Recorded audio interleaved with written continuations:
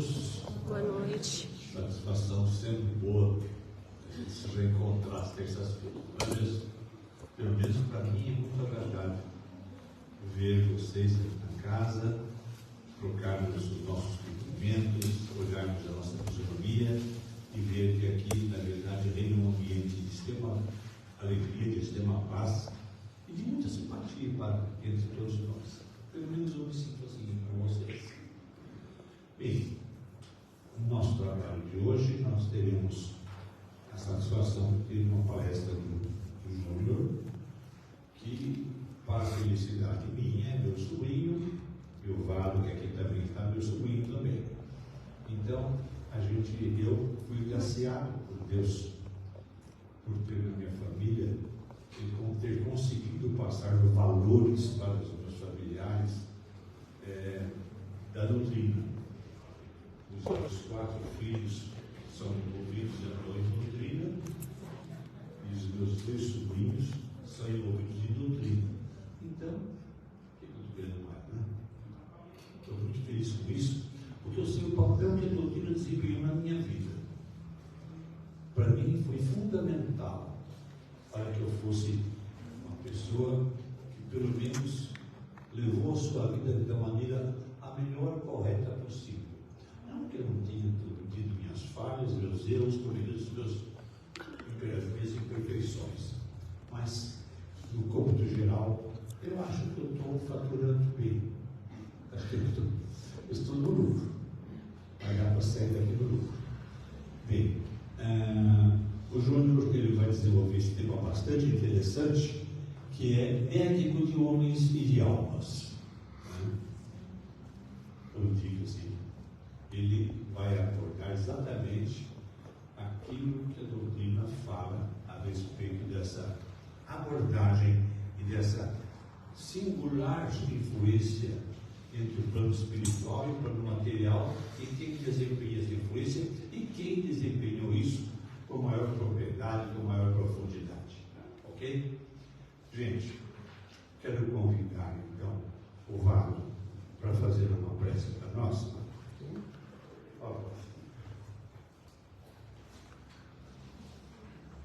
Boa noite a todos. Boa noite. Vamos nos concentrar, lembrar de Jesus, o seu sereno olhar, a oração, a esperança, na caridade e na confiança que o Pai sempre nos confiou desde que nos criou. Agradecendo a oportunidade da espiritualidade presente e nós, no nosso papel, de aprendermos e principalmente efetuarmos o aprendizado. Pai, muito obrigado pela oportunidade, que Deus nos conceda todo o amor e necessidade que precisamos. Que assim seja. Assim seja. Júnior, por favor, então, vocês fiquem à vontade, como você sempre fica, entre nós, porque você está aí em família. Obrigado. Boa noite, pessoal. Boa noite. Prazer estar com vocês. Hoje nós vamos abordar um tema que eu escrevi há um ano atrás e tem ganhado algum corpo, porque não é hábito escrever sobre um livro que não é espírita. Não é hábito, só um livro comercial. Tá? O que não tira dele os seus dotes intelectuais e dotes de ensinar. Aliás, essa é a razão pela qual está aqui. Né? Então, é um livro pesado, denso, 700 páginas. Mas o que chama a atenção nele é exatamente a sua conexão com o lado espírita. E é isso que vou abordar para vocês na noite de hoje. Que vale bem a pena. Nós vamos abordar aqui a vida de um jovem chamado Lucano. Esse é o cidadão. E esse rapaz enamora-se por uma adolescente chamada Rúbia, uma moça muito bonita, segundo está no livro. E ele apaixona-se perdidamente por ela e enamora-se, decide casar com ela, esposá-la. E essa moça adoece severamente. É lógico que eu estou resumindo pelo menos umas 250 páginas nesses primeiros 5 minutos. Mas eu recomendo que vocês leiam o livro, porque é bonito.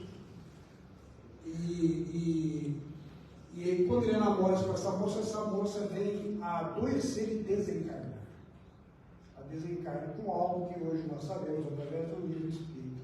O Hermínio Miranda não é uma leitura comum, não é uma leitura habitual. Sugiro que leiam, que gostar, vale a pena mesmo. E ele vai fazer alguns comentários muito importantes sobre isso. Então, essa introdução por si só vale a pena. Vamos lá, vamos mandar um pouquinho. Nós falamos sobre isso agora recentemente lá em Barretos, eu nunca tinha ido para lá. O negócio é enorme também. É enorme. 250 pessoas, uma casa grande, o Raul Teixeira, esse povo aí. Mas vamos lá, vamos lá. E aqui a nossa exposição sobre a nossa casa. Esse é um slide da nossa casa. Vai para fora também, né? Esses primeiros cursos, todos vocês conhecem, então, vamos transmitindo, é possível que algum não conheça. Os coens são presenciais e a turma do sofá faz a parte virtual, mas também não todos. Né? Para quem quiser fazer, é possível fazer. E aqui para frente, os outros grupos participantes. Isso aqui é o Zumazinho, exato. Ele fez a exposição dele aqui, fala muito bem, vale muito a pena. Vamos lá. E aqui é esse termo que eu gostaria de chamar a atenção para vocês: hereditariedade espiritual. Hereditariedade espiritual não é algo novo, gente, porque a mãe de André Luiz em nosso lar é a esposa de Laerte, é o pai carnal de André Luiz. Nem todo mundo conhece. Todo mundo assistiu o filme, pelo menos, penso eu, ou a maioria. Não é? Agora, o que chama a atenção aqui é que eles têm duas filhas, e as duas filhas dele foram amantes dele em outra vida. Essa é uma reencarnação de resgate.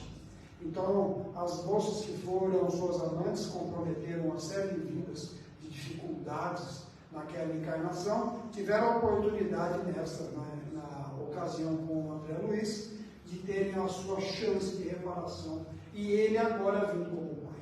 Aqui ajuda a fazer um comentário muito extemporâneo, que vale a pena, a entender por que existem alguns casos de amor materno e amor paterno por filho e filha, até patológicos, até doentios, até fora do habitual.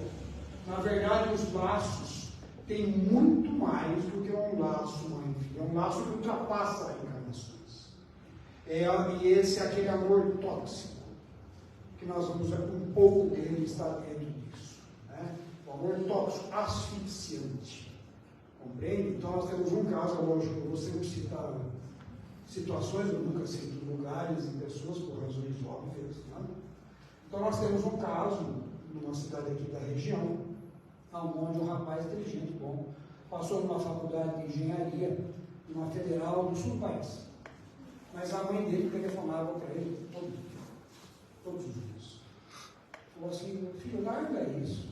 A mãe, estou estudando, porque a escola é boa, eu gosto. Não, mas a mamãe não consegue ficar sem você. Ele larga na escola. Pergunta se ele voltou para uma outra escola. Ficou 6 dias, ficou gostoso, foi fazer outra coisa, ficou com uma vida meio desencontrada.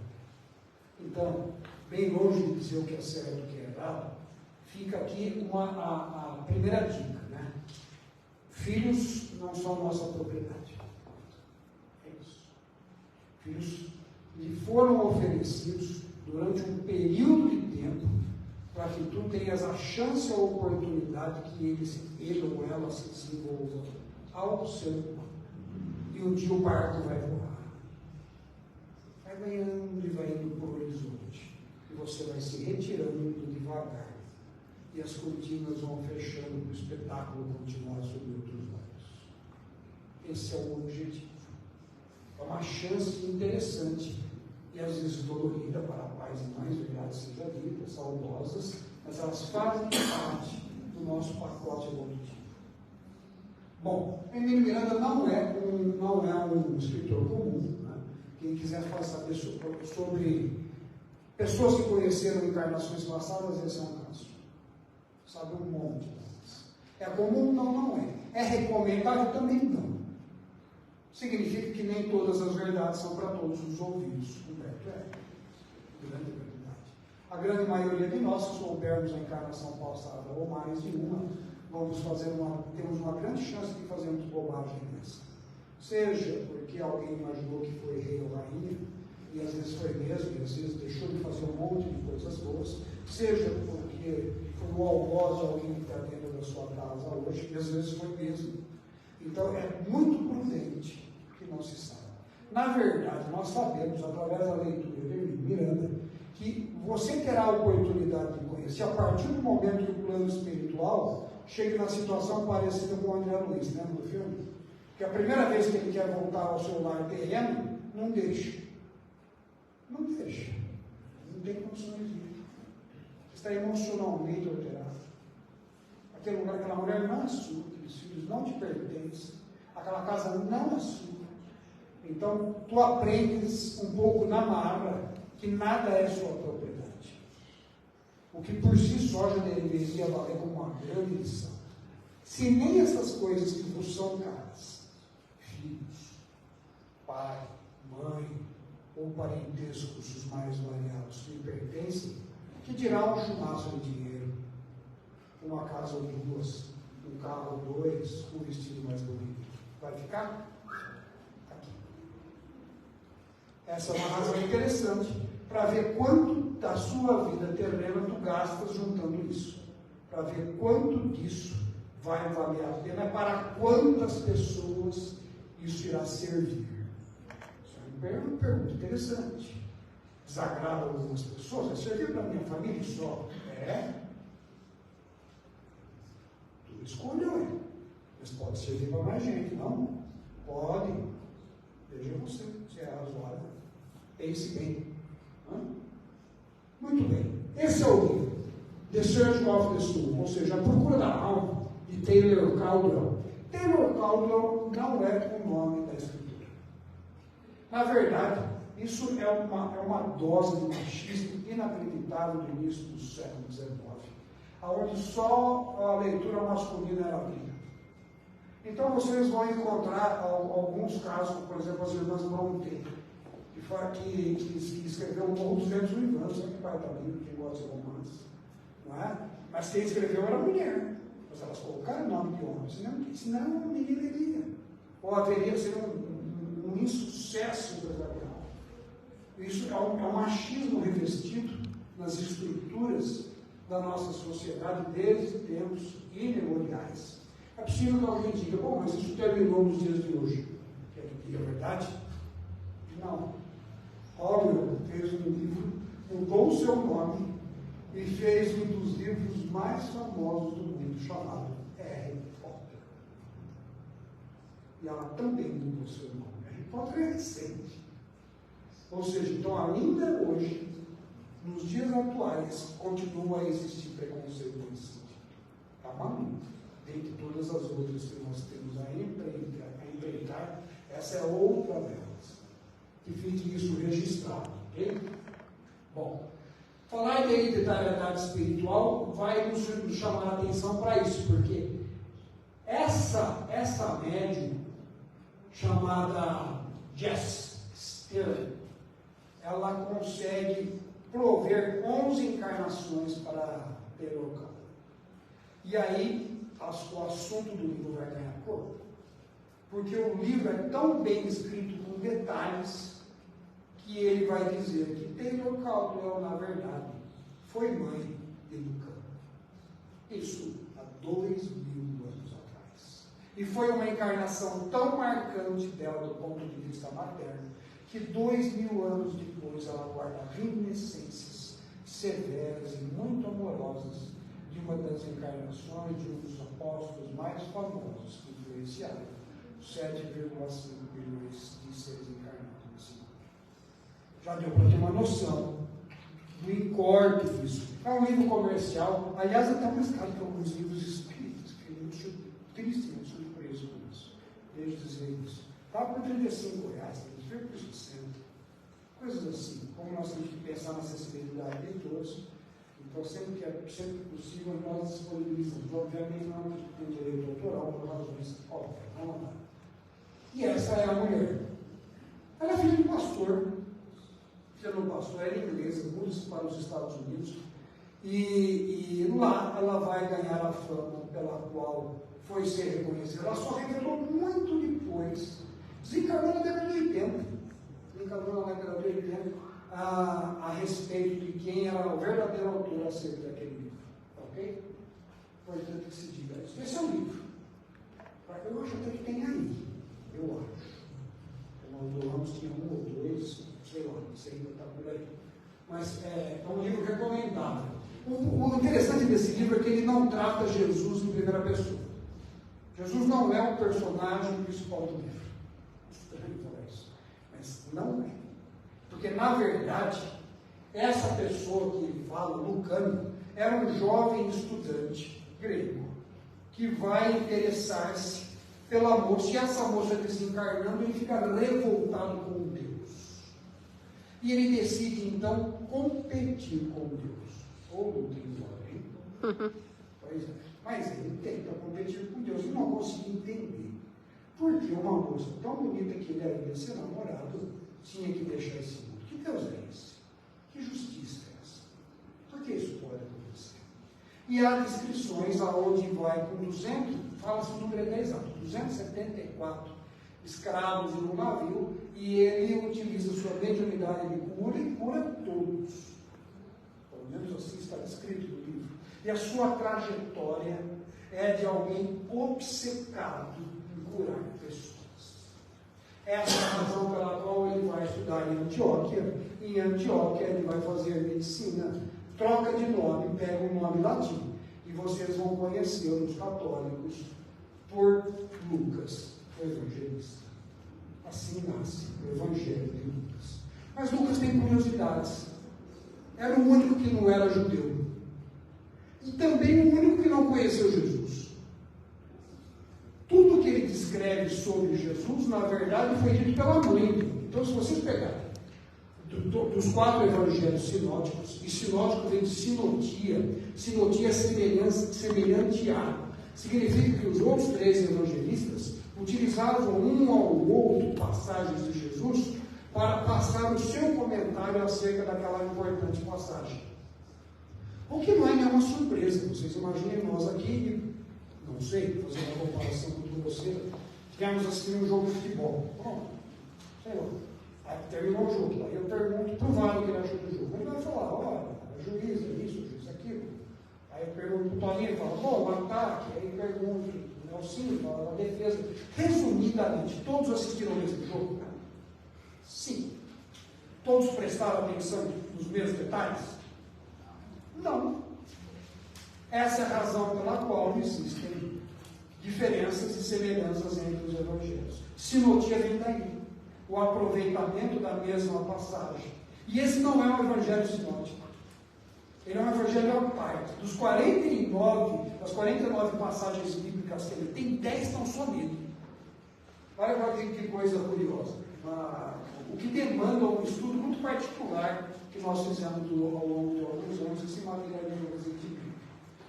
Então, essas considerações. Ela afirma no início do livro que ela demorou 46 anos para escrever.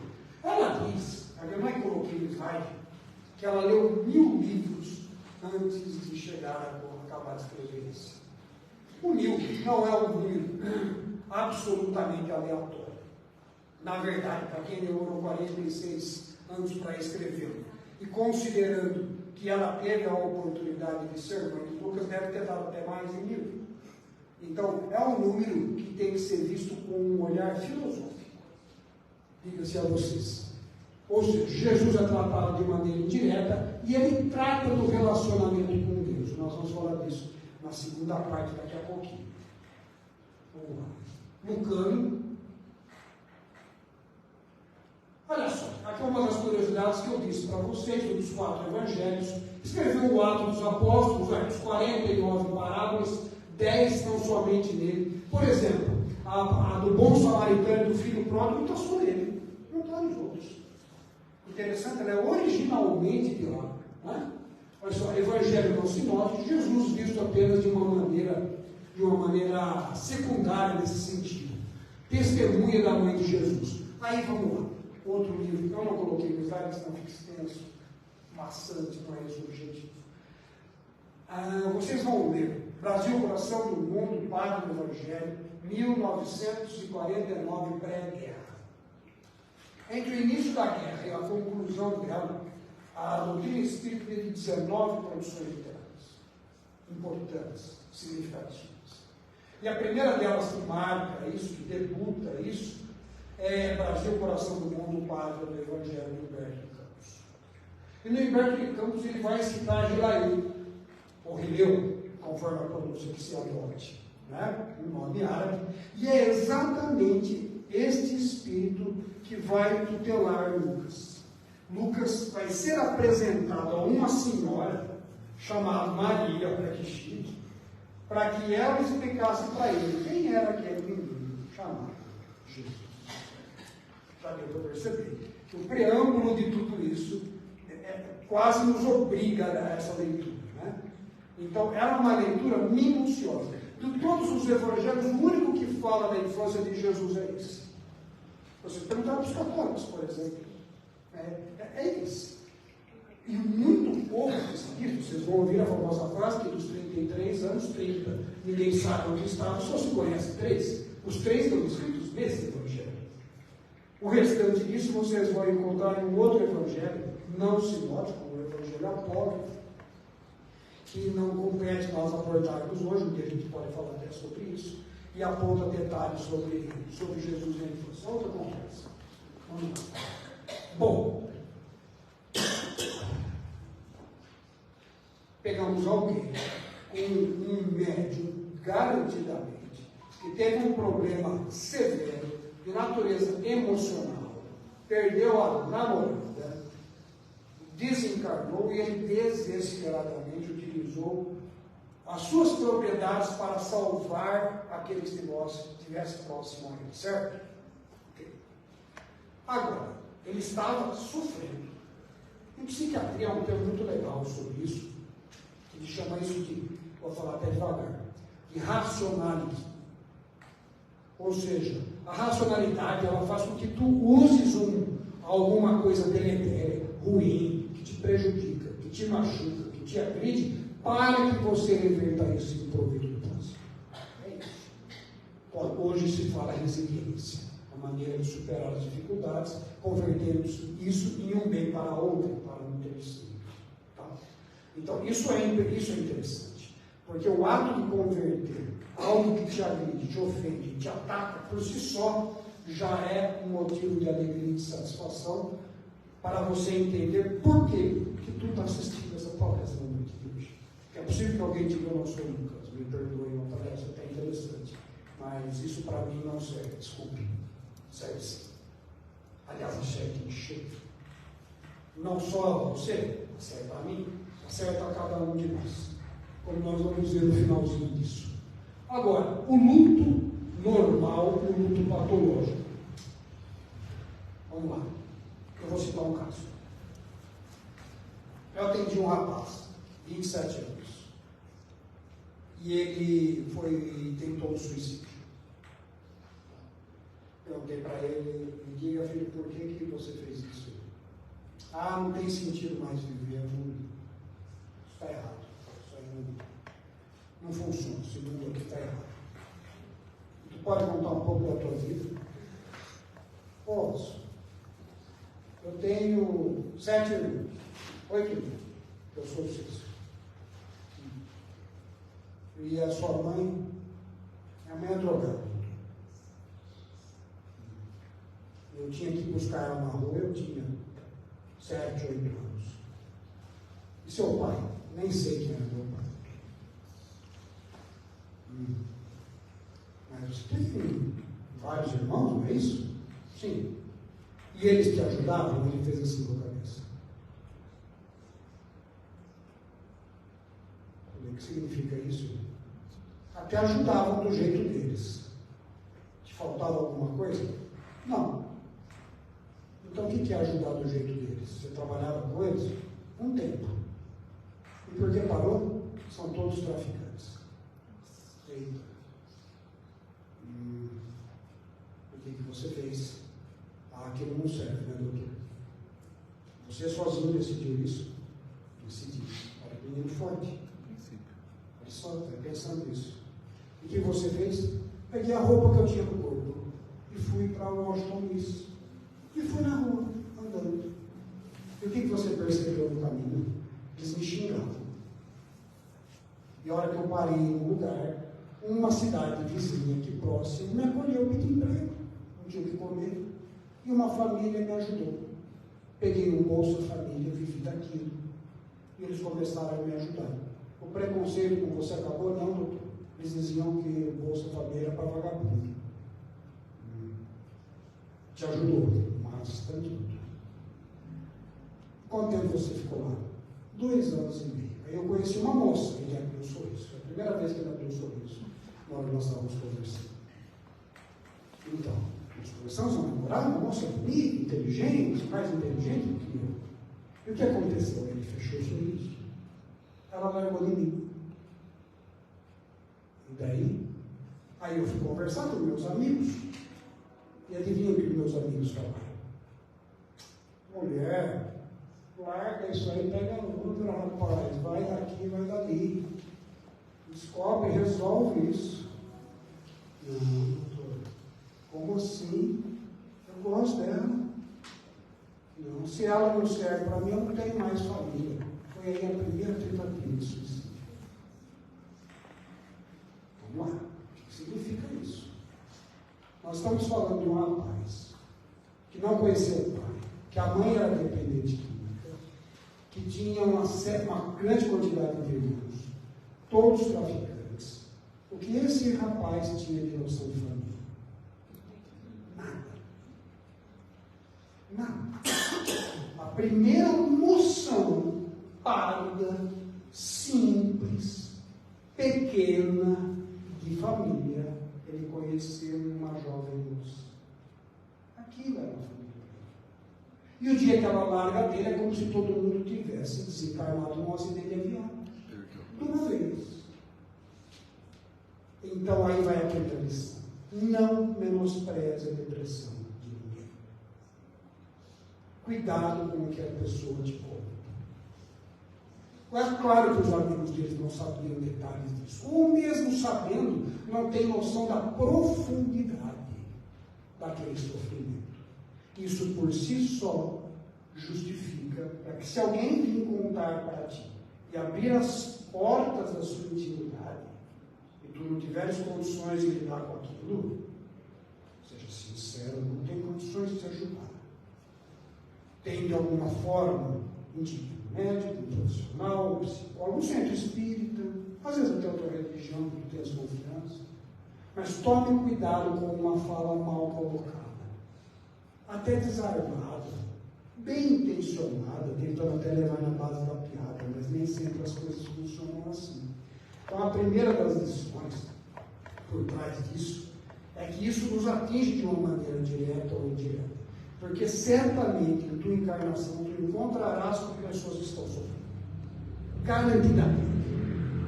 Em alguma delas, ela vai te colocar na bandeja o que ela tem. Olha, eu estou assim.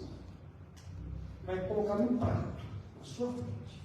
E tu veja o que tu consegues com isso. Como tu abordas isso? Tu tem condição de lidar com isso?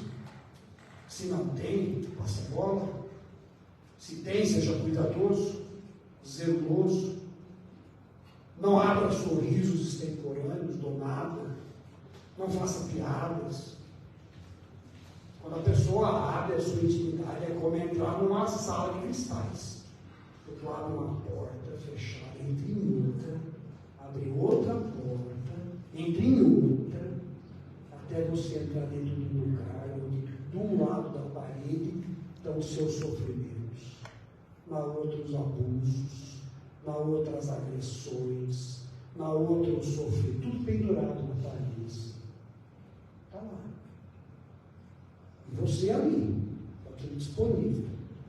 Então, se tu não tem condições de retirar nada daquela parede, deixa lá. Deixa aquilo guardado, para que um dia alguém ajude ou ajude a lidar com aquelas dificuldades e aqueles sofrimentos. Então esse é o primeiro detalhe. A princípio o livro falaria apenas de algo comum, não fala. A primeira delas é isso, luto patológico. Bom, desencarnou meu pai. Estou triste, choroso, emocionado, normal? Claro. Quanto tempo deve durar o luto? Uma semana? Um mês? Um ano? 10 anos? Quanto será que é razoável? Porque tem gente que não esquece nunca. Falei bobagem? Não. Pode perguntar que ela vai lembrar. Ele vai inventar, se lembra até a hora. Lembra a hora, sabe como, sabe qual foi a última vez que comeu, sabe a última vez que conversaram. Não é assim? Então é algo trivial? Não. É algo importante. Quando nós descobrimos isso, nós vamos entrar, agora já a parte espírita, tu pode deixar para lá. Agora nós vamos falar de medicina. Então, o luto patológico é quando ele extrapola, escapa ao controle da habitualidade que a pessoa tem na sua vida. Que é isso? Obrigado, Jesus. O que significa isso? A moça, vou citar um exemplo, perdeu a mãe dela. Ela tem filho, tem 2 filhos de escola. Ela deixou de levar o filho na escola? Não. Vai triste, mas vai levar o filho na escola. Precisa ir no supermercado. Ela deixou de ir no supermercado? Não. Ela vai no supermercado. Vai triste, mas ela vai ao supermercado. Aí você encontra com alguém que fala, olha, desencarnou o pai da moça. Aí fala assim, como é que ela está? Ninguém tira ela de casa. Como é que é? E agora ela não toma mais banho. Tudo que eu estou contando é fato real. Nada que eu estou contando seja inventado. Ela não toma mais banho. E o filho está na escola, ela esqueceu de ir. É a mesma situação? Não. Não é. Essa é a diferença significativa de uma coisa e de outra.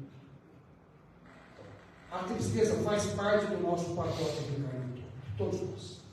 Esse é um planeta de expiação e provas, não é uma coisa difícil. O simples ato de reencarnarmos aqui é igual a algum nível de sofrimento. É igual. Todos passaremos. É importante que você saiba disso, o nosso processo evolutivo. Então significa dizer que tristeza, garantidamente, nessa sala, todos tiveram mais de uma vez, para não dizer inúmeras, na sua vida até hoje. Garantidamente.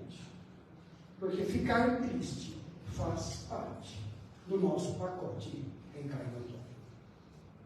Agora, se além de ficar triste, tu começa a entrar em depressão, as patologias que entram no F31, 32, F33, na codificação médica, tu vai ter desde a depressão leve, uma depressão moderada e até uma depressão severa. E algumas até que merecem afastamento tutelado pelo governo, porque a pessoa está doente mesmo. E também aí vai se diferenciar porque umas precisam ser afastadas e outras não. Que ganha uma grande discussão isso no meio comum. Né? E a razão é muito simples. Porque aquela pessoa com uma depressão que permite que ela leve a sua vida cotidiana não seja suficiente para incomodar aqueles que estão próximos, ela continua tomando banho, ela continua indo no supermercado, ela continua levando a sua vida. Difícil, empurrada, com algumas correntes presas aos tornozelos, mas ela leva. Então esse tipo de depressão não afasta a pessoa. E aqui, demais, a justiça terrena se aproxima da justiça divina. Demais. Porque o raciocínio é o mesmo. Pergunta 943, 944, 950 do Livro dos Espíritos, quando elas abordam o suicídio. Elas falam disso. Falam da capacidade que tu tens de convencer-se a respeito disso. O meu Livro dos Espíritos é muito agradável. Pega, por exemplo, a pergunta, quer ver? 456. Qual o papel dos espíritos na interferência da vida, na nossa vida cotidiana? Pergunta desse jeito.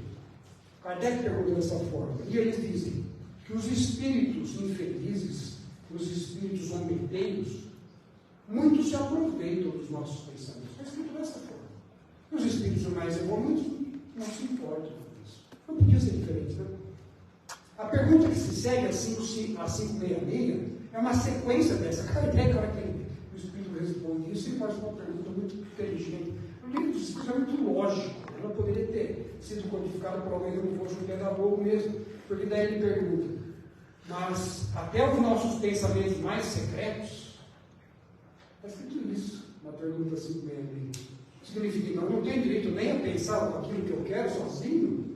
A resposta, então, é terrível, diz assim, que eles conhecem até os nossos sonhos mais profundos, que nunca foram contados. Então, essa é uma razão. Conhecer essa pergunta, né, a 565, a 566 para mim, elas ajudam a te entender por que nós reencarnamos e nós escutamos os espíritos dizerem que nós escolhemos aquela prova. A um primeiro olhar parece algo até ridículo. Fala assim, eu não vou escolher nascer aleijado, você está doido. Quem é que é bobo fazer isso? Escolher nascer pobre, não sei o que país, eu não vou fazer isso. Mas quem está te oferecendo e fazendo a proposta é o Espírito, sabe tudo de ti.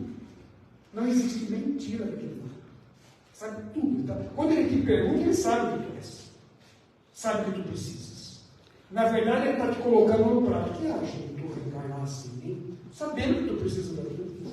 Ele está praticamente falando, pega que é bom. É isso. Então, olha, observem bem como essa sequência é muito racional para isso. E a 567, quando tu lida com isso. São 3 perguntas que a maneira como eles é praticamente um manual de conduta dos espíritos para conosco. Então vamos lá. Isso sabendo que o luto pode ser patológico, doentio ou não, é algo importante. Na época, provavelmente, dos meus antepassados, vocês vão lembrar que quando desencarnavam, fazer um termo meio machista, porque é da época, o marido desencarnava, a mulher andava de preto durante um ano. Eu só não falei isso. A mulher tinha que andar de preto durante um ano. No judaísmo, então, a situação complica mais ainda no judaísmo antigo. Porque quando desencarnava o marido, o irmão dele tinha o direito de esposar a mulher dele, sem perguntar se ela queria. Era como um gato ou um cachorro, tal. Veja aí. Então vocês imaginem como as coisas, quando eu já ouvi falar que o mundo está piorando, que as coisas não têm solução, eu falo, desculpa, sinceridade, é necessário estudar história. Ler história. O retrovisor da história te ensina isso. Não estou falando de espiritismo, estou falando de história.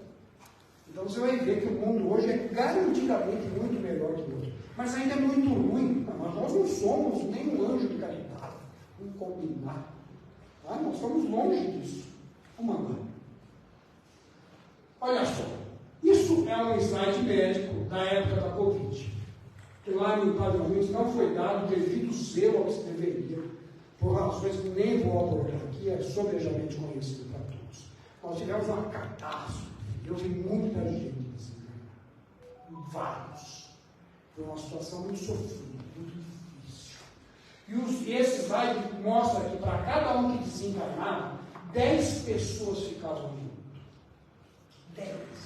Significa que se alguém estiver sofrendo com o desencarne de alguém e chegar para ti, põe na tua cabeça, tem mais um lado sofrendo. Entendeu? Mas não. Quem mora junto, quem levava comida, quem trabalhava junto, quem tratava no serviço, um amigo muito próximo. Quando tu tratas bem uma pessoa, tu está tratando mais 9. Claro, isso. Tratou mal, são mais 9, que podem estar sendo desencaminhados com a nossa lamentável dificuldade. Essa é a razão. Entender o que é um luto patológico. É um luto que foge à normalidade, que escapa. E como é que eu resolvo isso? Tratando a morte física com naturalidade. Falar de morte física, já conversou um dia com que você foi desencarnar na sua casa? A mãe da minha mãe, quando falava isso, ela falava, bate na boca, menino. Fala, simples, ela, da roça. Sabe, bate na boca. Mas, na verdade, o raciocínio espírita é outro. Já que a morte física faz parte da encarnação, trate ela de uma maneira natural. Procure, pelo menos. Porque isso vai acontecer. É só questão de tempo. Aprenda a lidar com isso. Ah, isso quer dizer que eu vou chorar, mas não se importe com isso.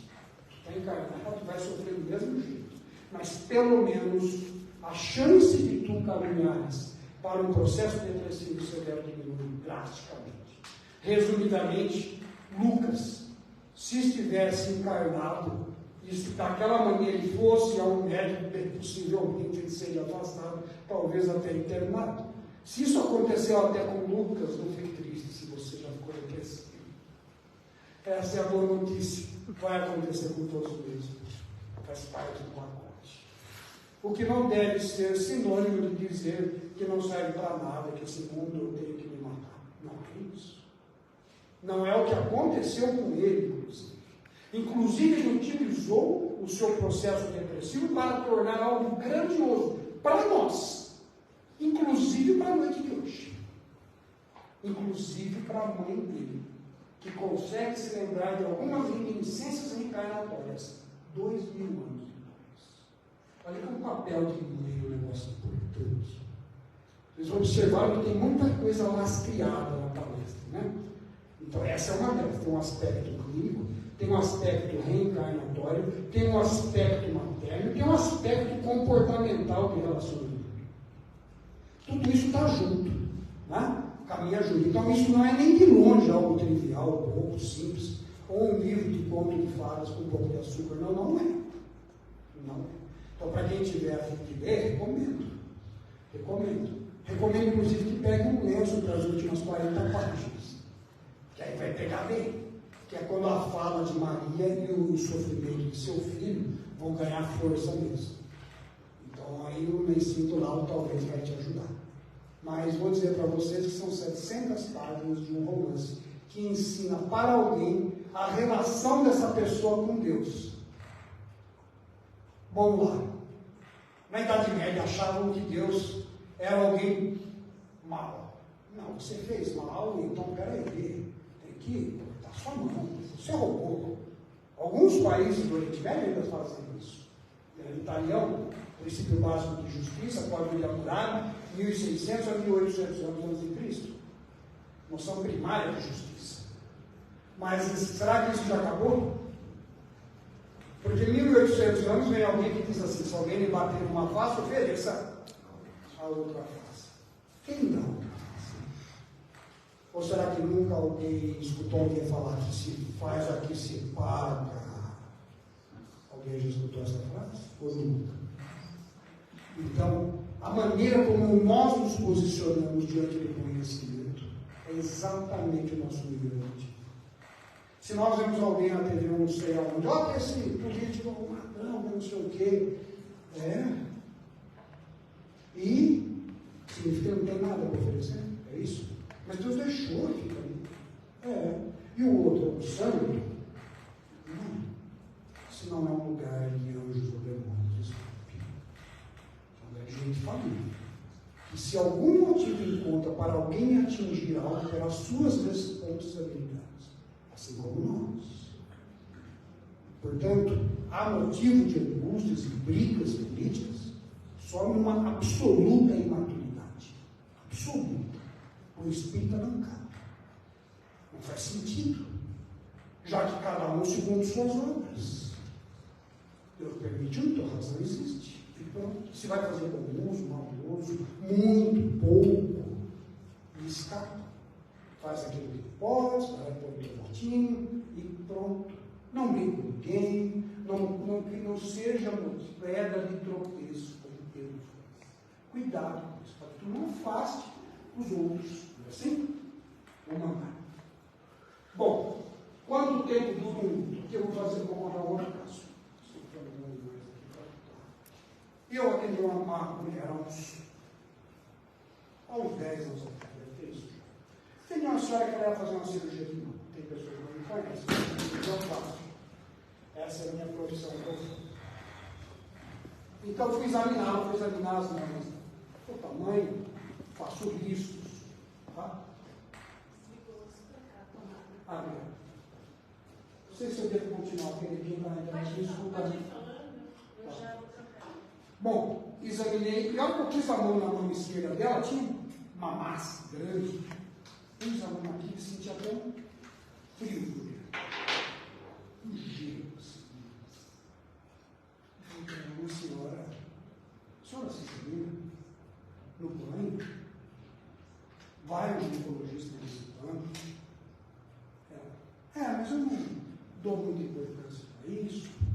É uma pessoa com aspecto muito negacionista, sabe? Nada é isso, nada é aquilo, nada. E quando a pessoa é assim, a pessoa fecha as portas do conhecimento.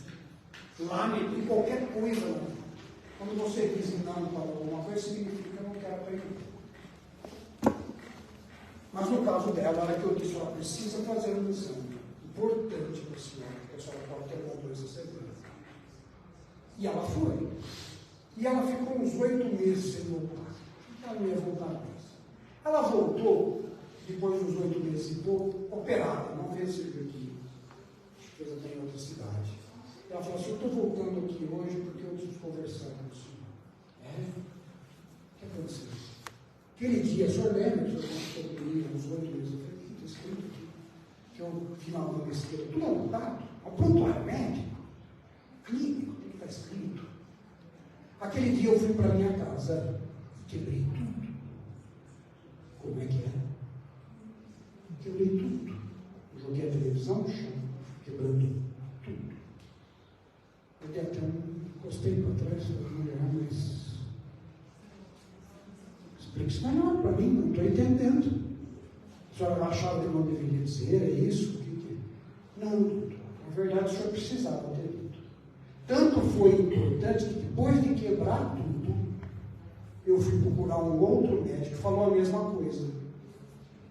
Indicou não sei quem, não sei aonde, e eu fui operado e era câncer mesmo. Então hoje eu estou aqui para te agradecer. E foi uma ocasião emocionante. Tu observe bem, que uma pessoa me procurou, eu não operei. Mas mesmo assim ela foi ajudada de alguma forma. Tu consegue ajudar os outros até mesmo quando ela não cuida dela, tu não cuida dela. Portanto, seja sincero, seja honesto. Fale o que tem que ser feito com algum devido cuidado. Paulo Coelho tem uma frase muito bonita, diz, quando tu tiveres que atirar uma flecha, primeiro molhe em um pote de mel. Olha que frase bonita. Precisa mandar a flecha. Molhe num pote de mel. E manda a flecha. Ela não pode ficar sem saber. Isso posto, fica interessante saber que a medicina é isso. Vida normal, negação. Por que comigo? Por que a doença pegou em mim? Por que não sei quem foi eleito? Por que aquilo não sei o que lá? É hora de negar. Negar tudo. Isso está descrito já no clínico. Com certeza, na hora que eu examinei aquela senhora, ela pegou aqui. Depois que passa a fase de negação, raiva, sentimento primitivo, ela foi para a casa dela, quebrou tudo. Tem alguma coisa espiritual nisso aqui? Não. Casamento clínico. Clínico. Mas além disso, e aqui a depressão, bem aqui embaixo, está vendo? Vê? Aqui a pessoa fica deprimida. Quando ela começa a entender o que aconteceu e se tem solução, ela vem aqui, barganha. E aqui vocês vão entender o que acontecia muito na Idade Média e persiste em alguns casos. Vai lá e reza não sei quantos Pai Nosso que está tudo certo. Tá? Sobe a escada do joelho e paga a promessa. Ele subiu uma escada de joelho, é bom para Deus? Não. Talvez para o ortopedista. O seu joelho não vai ser. Garantidamente não vai. Mas se tu te dedicares a ajudar uma outra pessoa necessitada, isso vai agradar a Deus. Garantidamente. Há outras formas que não sejam formas primitivas de autopunição, não é? Que ainda persistem nos dias de Chico Xavier. Com 10 anos de idade, foi obrigado a carregar uma pedra em uma procissão. Depois ele voltou para o padre para agradecer. Quem que agradece alguém que te faz mal? Quem fez isso? É comum? Tem gente que briga com o outro e fala assim, eu nunca mais olho na cara, nem passo na calçada. Aqui se faz, aqui se para. Não tem isso? Chico não fez isso, ele foi agradecer o pai. Olha só. Porque na verdade o que o Chico entende era isso. Essa é a fase da barganha. Então quero um pouco, eu rezo um pouco e o senhor cura minha mãe. Então eu faço mais aqui, o senhor me dá dali. Um balcão de negócios de vida. Não é assim que funciona. Vai até te ajudar a fazer o bem. Mas bom seria se tu compreendesse como tudo funciona. Vai te ajudar muito. Até a aceitação, lá em cima. Por desfecho, ela foi se operar. Então, aceitou. Então, é assim, estou com câncer, preciso ser operado.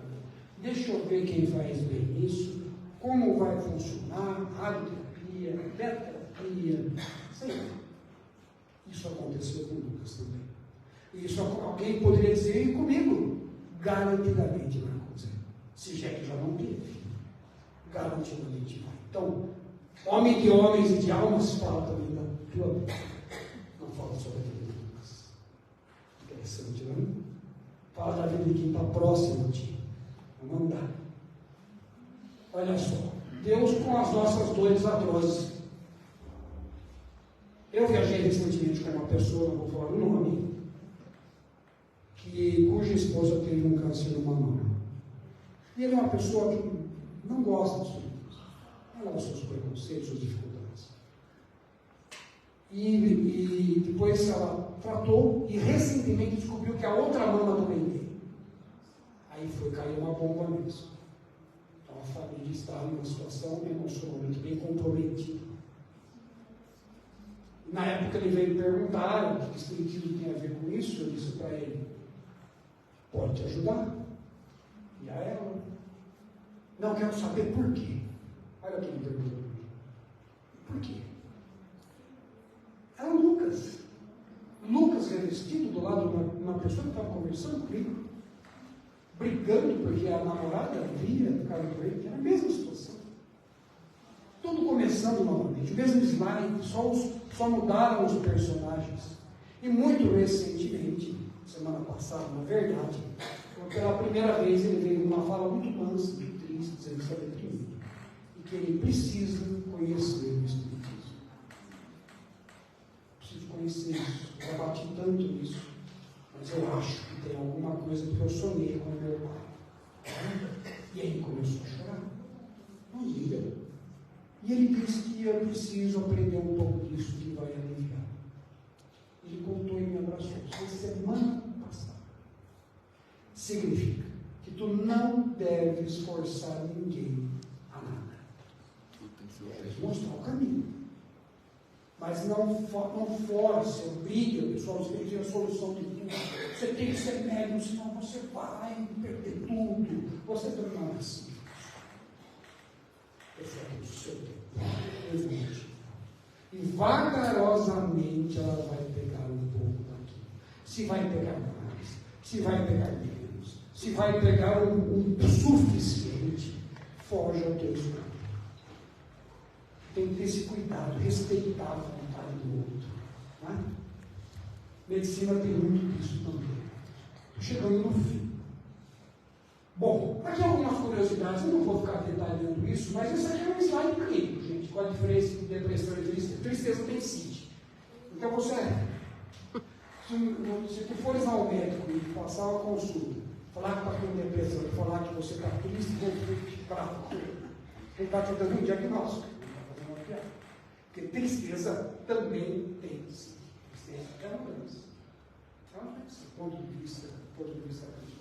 Doença que merece um tratamento mais leve, mais rápido, mais curto, né? Que pode seguir para uma depressão. Uma segunda coisa, seguindo-se a primeira, não necessariamente na mesma situação. Aliás, o mais comum é que não aconteça. Isso aqui ajuda a entender por que nós nos dedicamos tanto à vida após a morte. Aí, então, quer que eu diga para você? Quanto de Lucas tem dentro de você? Será que você já foi um caminho briguento? Deus não, esse não, de jeito nenhum, deixa eu chutar isso, fazer uma revolução. Será que nunca aconteceu isso? Ou depois veio uma razão mais consciente, equilibrada, calma, cada coisa está no seu lugar. Deixa eu ver o que eu tenho a aprender com isso, para que eu me ajuste por dentro. É de dentro para fora mesmo. Não será o outro que irá me convencer. Vamos lá. Sofrimento é diferente de necessidade ou é a mesma coisa? Pois é, né? Interessante, porque é um raciocínio. Né? Então, para essa pessoa que eu estou dizendo para vocês, ele está saindo daqui e vindo para casa. A esposa teve um câncer do outro lado. Então, ele passou a entender que o sofrimento dele tem alguma necessidade. Deixa eu descobrir qual é. Porque se Deus é soberanamente justo e bom, razão tem que ter. Não é? Algum motivo tem que achar. Não dá. Nós estamos num centro espírita, surgiu 226, 27, 28, 29 e 30. E vou falar rapidamente, não vou abordar cada um por causa do tempo, mas resumidamente, a 226 aborda a erraticidade com os espíritos puros nos veem. É como um manual de conduta para eles. A erraticidade para o mundo todo, depois como ela trata os seus erros. Qual é a maneira de conduzir os seus erros? O que você precisa? Você precisa ter uma doença? Você precisa perder o emprego? Você precisa ter alguma dificuldade com algum familiar? Ou você não precisa nada disso? Essas coisas já estão superadas para ti. Então, quando você tem todas as respostas, vem Deus e muda todas as perguntas. Então, essa é a razão pela qual o teu vizinho não precisa ter a mesma vida que você tem. Os sofrimentos não são semelhantes. Nós somos diferentes. Interessante isso. E a relação dos espíritos com as suas paixões humanas. Eu gostaria que vocês prestassem atenção nisso. Paixões humanas é tudo aquilo que te leva desmensuradamente a fazer uma bobagem. E normalmente são as coisas que te dão prazer. Quer dois exemplos? Sexo e comida. O sexo causa muitas dificuldades no ser humano. As mais variadas. Inclusive no livro de André Luiz com Laerte. Como duas filhas que foram suas amantes Senhor de encarnação. Você vê hoje. Comida não dá problema? Dá um monte. Diabetes, dislipidemia, maior chance de um infarto, dificuldades e chance de ter um AVC. Ou seja, porque comer, deglutir, traz prazer. Resumidamente, como diria Santiba, nós somos adultescentes. Não sabemos lidar com aquilo que nós gostamos. Se alguém dá um docinho de chocolate, você quer um balde de chocolate. Não se satisfaz com um docinho de chocolate. Essa é a verdade. Vamos lá. Terminando. Sua dieta não é apenas o que você come. É o que você assiste. O que você ouve. O que você lê. As pessoas que você anda por aí. Esteja atento às coisas que você coloca em seu corpo. Emocionalmente, espiritualmente e fisicamente. Que coisa curiosa. Porque tu também te alimentas da internet. Tem gente que olha só vídeo de política agressiva, que soco, vamos lá, revolução, vamos jogar tudo para cima. Tem gente que vê só o lado negativo de algumas coisas. Francis Bacon dizia: a quem passe por um jardim e só veja lenha para queimar. Então há que se ter cuidado com isso, claro que tem. Mas é importante eu ficar bem informado. Cuidado, para que uma coisa não resvale pelo lado de outra. Porque isso também é consumo. Consuma um bom livro, um bom filme, uma boa literatura, uma boa amizade. Por que não? Não é? Interessante isso. Vamos andar. Por fim, vou mostrar um vídeo que todo mundo já conhece. Mas tem algumas particularidades que eu queria dizer nele. Não sei se vai rodar no vídeo.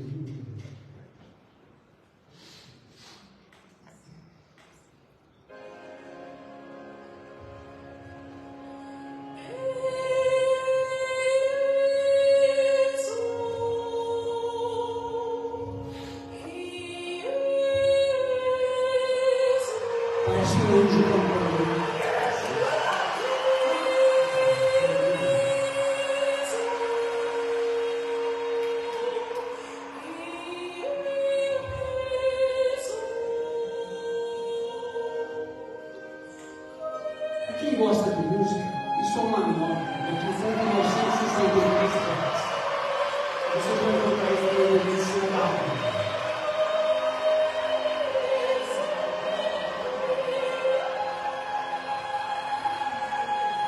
Aquele canto chama-se Cordeiro de Deus. Isso vocês vão ver. O vídeo vocês até viram, a gente sabe que ele está cantando. Ele canta só um pedaço.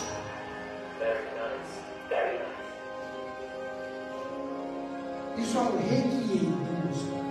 É música que você faz para alguém que já morreu.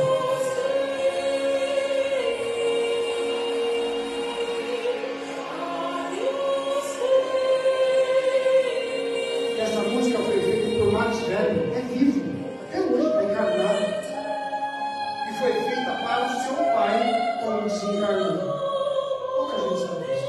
Todo mundo assistiu, gostou do filme, mas não sabe que eles amam. Chama o Cordeiro de Deus. Pouco se dá atenção em relação a isso. Essa frequência ajuda em relação à conexão com a pineal. Livro Medicina da Alma, do Joseph Kleber. Está no finalzinho, até chegar. Estou terminando. Então eu gostaria que vocês atentassem em relação a isso. Essa é a razão pela qual alguém escuta uma música dessa. E alguns choram, outros ficam emocionados. Outros não sentem nada, acham até simplesmente bonito, ou talvez até não gostem da música. Mas o tom da música tem relação direta com a sua espiritualidade. Colocar música baixa em sala de passes. Há algumas cidades, alguns lugares que usam até uma música harmoniosa, clássica, em trabalhos mediúnicos. Não é absolutamente só uma sensação de bem-estar. É algo além disso. Meus caros, agradeço a tolerância para comigo. Espero que vocês tenham aproveitado a aula a respeito disso e compreendido que médico de homens e de almas não foi só para Lucas. Não é só para mim. Na verdade, não precisa nem ser graduado em medicina. É necessário ser graduado em fazer o bem ao próximo. E querer tentar seguir os conselhos de Jesus. E tentar entender como tu podes ajudar aquele que está precisando, sem forçar, do jeito que conseguir. Ele e também você. Obrigado.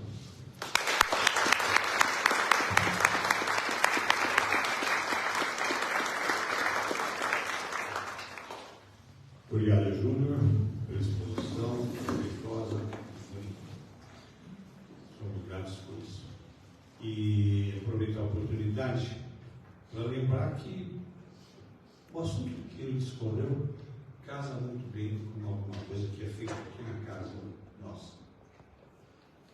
Todas as quartas-feiras, às 3 horas da tarde e às 7 horas da noite, é feito um trabalho aqui na casa, que não é um trabalho espiritual, de tipo comunicação mediúnica, nem passe, nem nada disso. Mas é um trabalho bastante espiritual, no sentido de que consegue trazer benefício para as pessoas. Eu estou falando aqui para vocês do projeto Cuidando do Luto. Esse luto atende exatamente as pessoas que tiveram a perda de algum familiar, alguma pessoa, enfim, qualquer pessoa que provoque nele esses estados que o Júlio se referiu e que traz algumas orientações e estímulos para vencer essa dificuldade, vencer esse tempo, esse momento em que a pessoa passa por sérios problemas, inclusive caindo naquilo, todos aqueles detalhes que o Júlio citou, de depressão, uma série de coisas, não é? Então, vejam quantos temas interessantes são desenvolvidos no caso. São 12 sessões, não é isso? O choro reparador, contato com os sentimentos, aprendendo com a dor, lidando com a impotência, dependência emocional, convite para recomeçar, quem ama sente saudades, cuidando do ente querido, o poder da gratidão, o amor como missão, ressignificando a morte, a plenitude da vida. Esses 12 temas são desenvolvidos com essas pessoas, né? É um grupo que participa disso.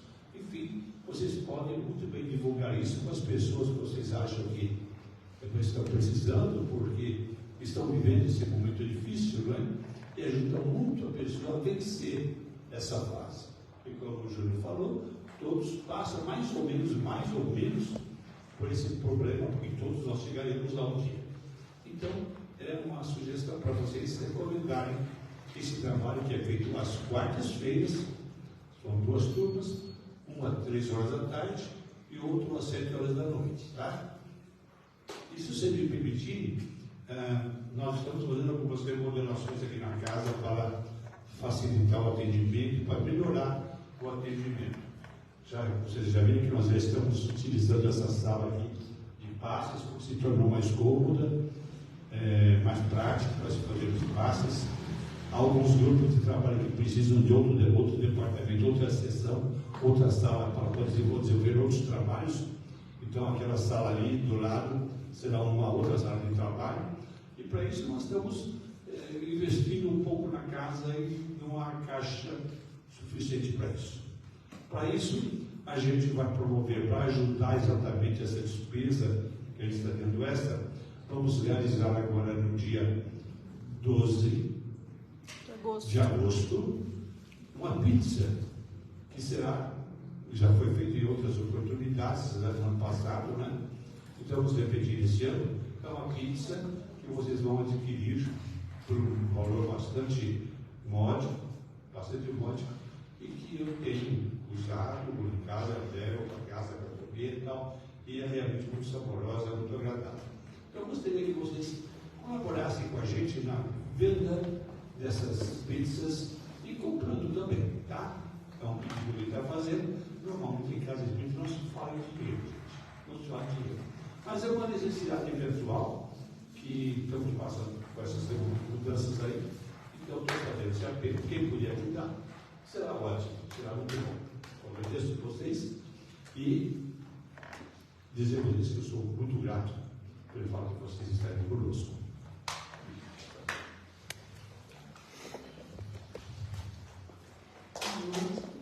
Boa noite.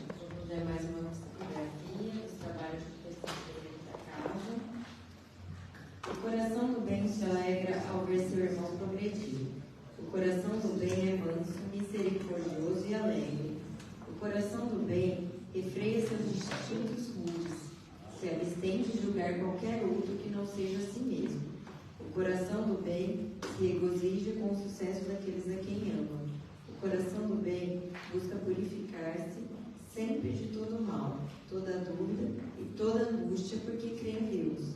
O coração do bem sabe acolher, agrupar e trazer junto de si aqueles que procuram abrigo ou uma palavra amiga. O coração do bem se reveste da luz de Deus, ilumina o caminho daqueles que vivem na escuridão. Você para todo mundo.